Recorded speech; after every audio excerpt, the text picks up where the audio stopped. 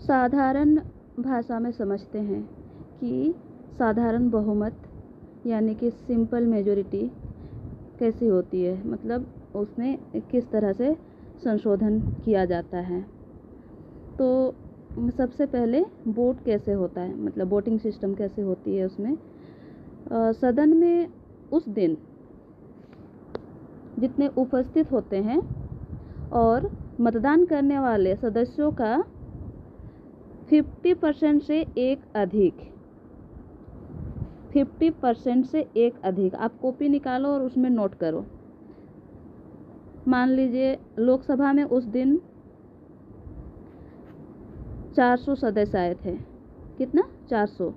400 का 50% कितना होगा? 200। और आधे से एक ज़्यादा बोल रहा है तो +1 करेंगे तो कितना होगा? 201। मतलब कि 201 वोट की ज़रूरत होगी। इतना आप समझ गए। आगे क्या है कि ये जो साधारण बहुमत होता है ना, इसमें आर्टिकल 368 के तहत संविधान संशोधन नहीं माना जाता है। यह संसद की एक सामान्य कानून बनाने की प्रक्रिया जैसे होती है। आगे इसमें मतलब साधारण बहुमत से बदले जाने वाले जो मुख्य विषय है वो है नए राज्य और सीमाएं। मतलब कि अनुच्छेद 2, 3 और 4 आप उसको पढ़ेंगे कि अनुच्छेद 2, 3 और 4 में क्या है। ये आपके लिए वर्क है। क्या है होता है इसमें, नए राज्यों को जो भारत में शामिल किया जाता है, कोई भी नया राज्य जिसको भारत में शामिल किया गया है, कोई आप एक राज्य बताओ जिसको भारत में शामिल किया गया है, ये आप बताओगे। फिर नया राज्य बनाना, किसी राज्य का क्षेत्र बढ़ाना या घटाना या नाम बदलना। जैसे कोई भी एक राज्य लेते हैं, उड़ीसा, उड़ीसा का नाम बदल के क्या हो गया? ओडिशा। उसके बाद और क्या है? सेकंड, नागरिकता।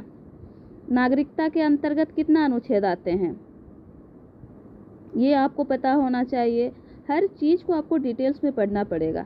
तो इसमें जो आर्टिकल 11 है उसके अंतर्गत नागरिकता की प्राप्ति और समाप्ति से जुड़े नियमों में बदलाव किया जाता है।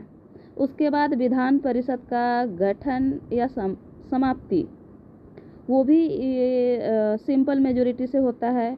उसका आर्टिकल 169 में है, किसी राज्य में विधान परिषद को बनाना या उसे पूरी तरह से समाप्त करना, ये भी है।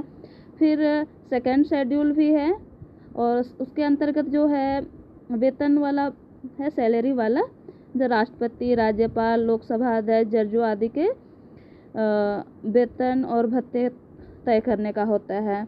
उसके बाद संसद में भाषा और कोरम के बारे में है।